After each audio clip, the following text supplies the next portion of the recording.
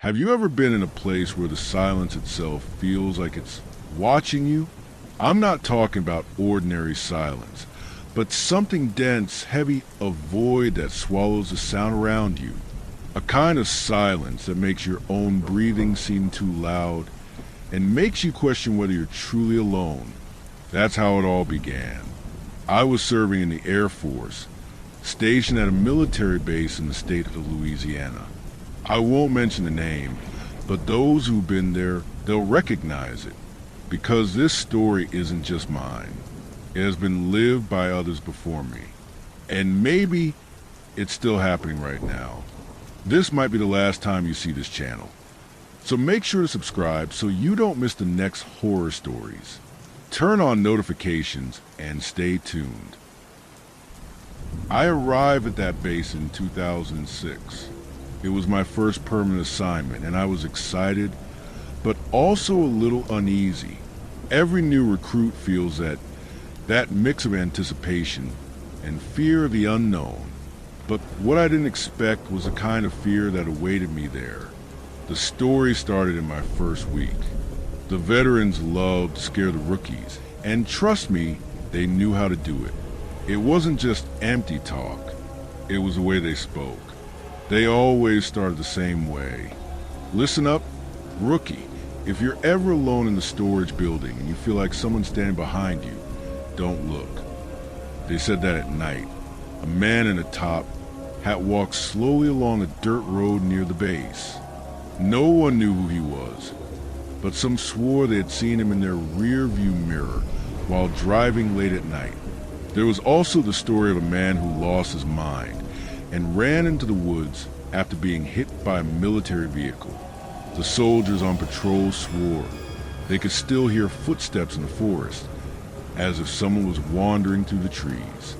But the story that truly sent chills down my spine was the one about the little girl in the storage building. A child who had died years before the base was even completed, and who, they said, never left. It was my second night on duty when I first heard that story. I was on patrol with an airman who had been stationed at the base for years. He was a calm guy, used to the routine, but that night, as we passed by the abandoned storage building, something about him changed. He turned off the engine, turned off the radio, and for a few seconds, we just sat there in the dark. Let me tell you something, rookie. Something no one likes to talk about around here. He pointed toward an old metal structure inside the storage lot. They say that years ago, back when this place was still under construction, one of the workers brought his little daughter to the site.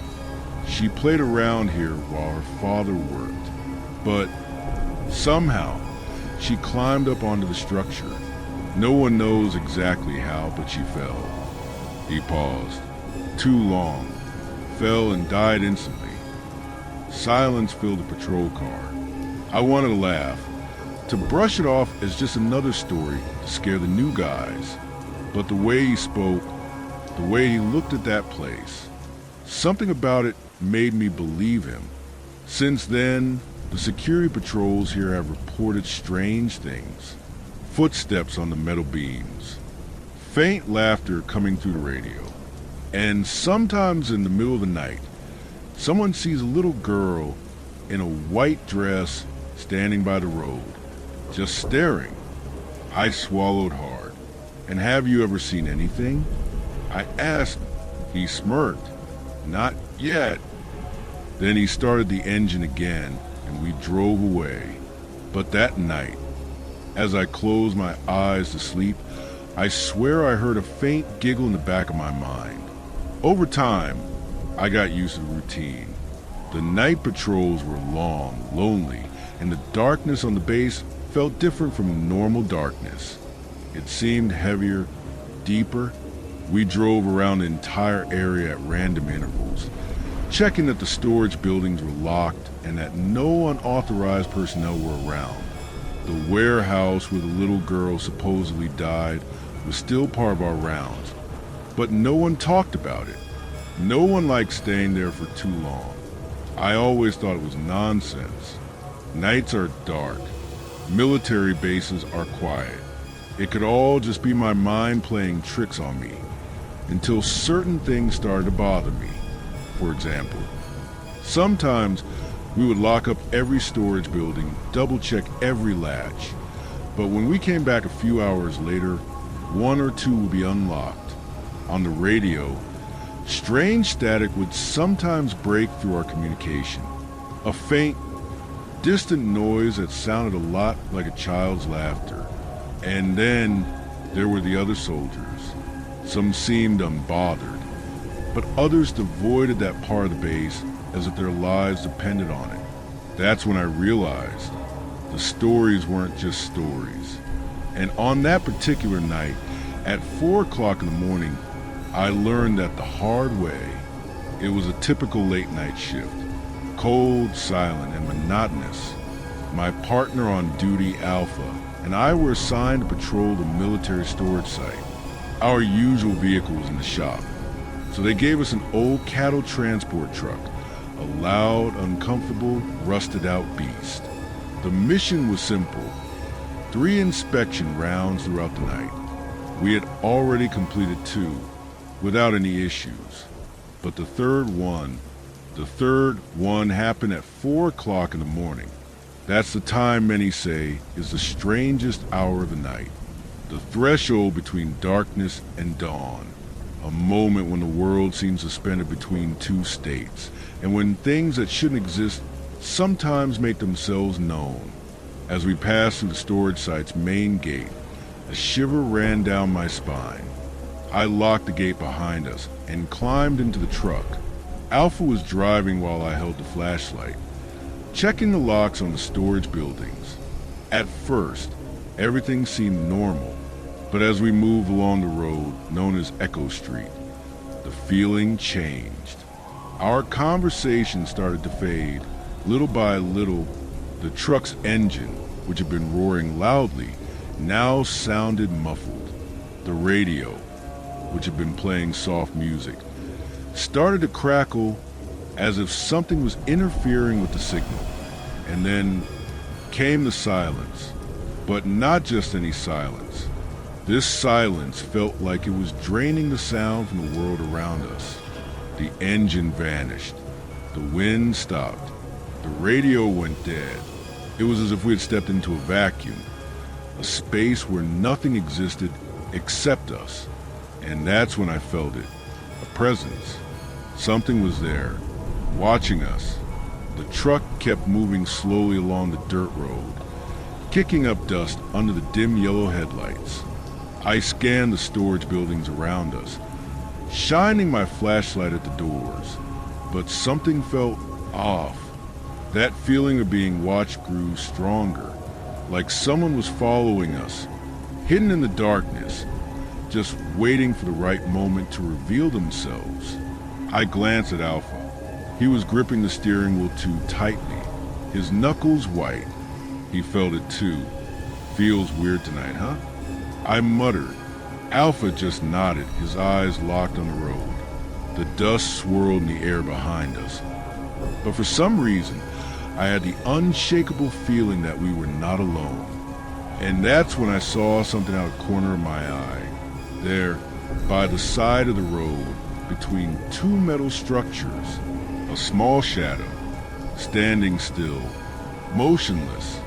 The truck rolled past slowly, and for a brief moment, the headlights illuminated the figure. A girl wearing a white dress, skin pale as bone, long hair falling over her face, and her eyes, dear God, her eyes, black, lifeless, a deep, endless void. I felt my heart lurch into my throat. I blinked, and she was gone. The truck kept moving forward, but something inside me knew this wasn't over. The truck crawled forward along Echo Street, but inside the cabin, time felt frozen. My muscles were tense. My heart was pounding so hard I could hear it echo in my chest. I tried to convince myself it was just an illusion, a trick of the shadows mixed with exhaustion. But then I looked at Alpha.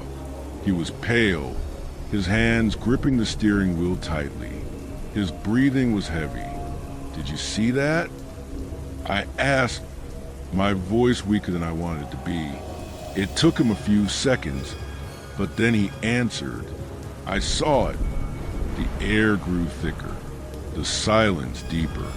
It was as if the space around us was closing in, pulling us into itself.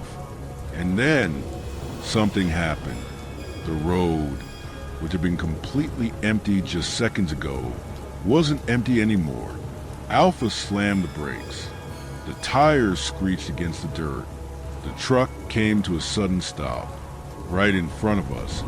Standing in the middle of the road, she was there, the little girl, a white dress covered in dust, dark hair partially hiding her face, and those empty, lifeless eyes staring straight at us. A chill shot through my body. She didn't move. She just stood there, as if she were waiting for something. "This can't be happening," I whispered. But it was, because at that moment, she started walking toward us. Slow, unsteady, as if each step was tearing through reality itself. Alpha whispered something I couldn't understand. His hand reached for the gear shift, ready to throw it into reverse.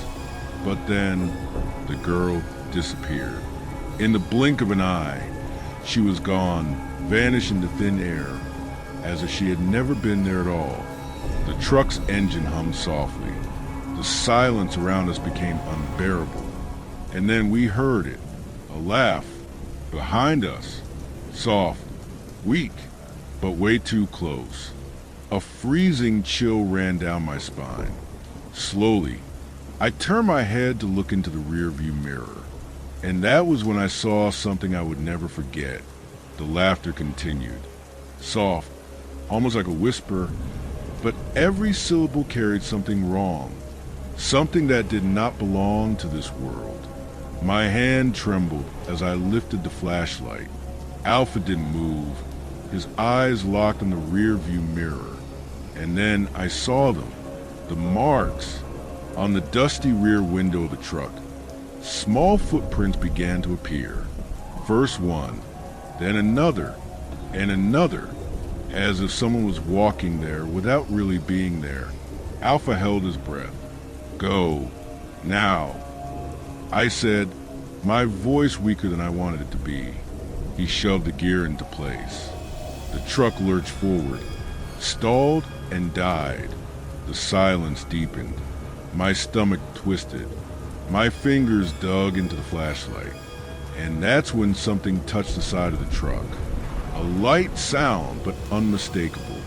A faint scratching, like small nails dragging across rusted metal. I knew I didn't want to see.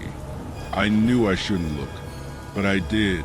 And there she was, right outside my window, her face pressed against the glass, her eyes completely black, her skin gray, lifeless, her mouth twisted into an impossible grin, stretching beyond what was natural.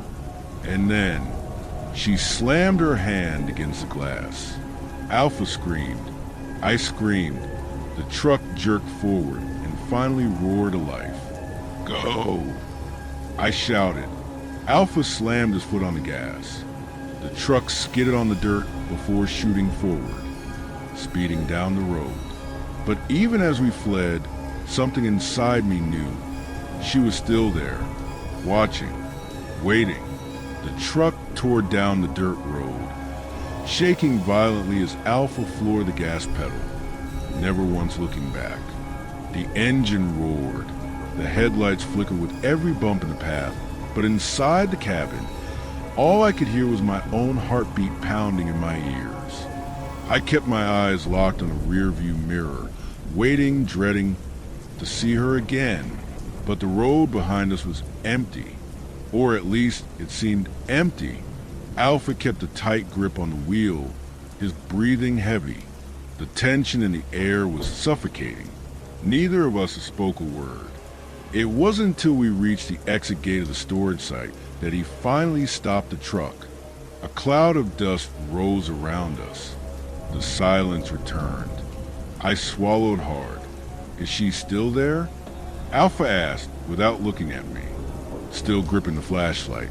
I slowly turned toward the window. Nothing.